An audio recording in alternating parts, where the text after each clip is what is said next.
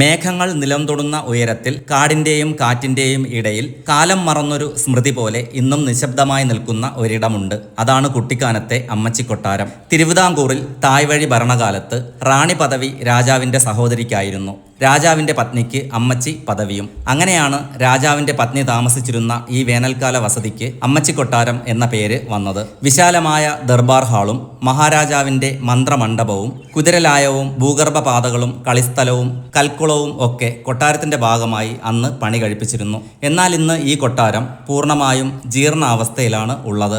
British അധിനിവേശ കാലത്ത് ചരിത്ര പ്രാധാന്യമുള്ള പല രാജകീയ തീരുമാനങ്ങളും ഉരുത്തിരിഞ്ഞു വന്നത് ഈ കൊട്ടാരത്തിൽ നിന്നുമാണ്.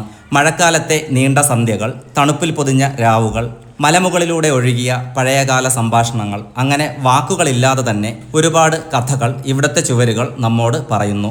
മലയാളികൾക്ക് ഈ നിർമ്മിതി കേവലം ഒരു കൊട്ടാരം എന്നതിലുപരി നിഗൂഢമായ കഥകൾ ഇരമ്പുന്ന അമ്മച്ചിക്കൊട്ടാരം ആണ്. ഇവിടുത്തെ നിഗൂഢമായ അന്തരീക്ഷം സിനിമകൾക്ക് ഒരു പ്രത്യേക ഭംഗി നൽകുന്നതിനാൽ ചലച്ചിത്ര പ്രവർത്തകരുടെ പ്രിയപ്പെട്ട ഒരിടമാണ് ഇത്.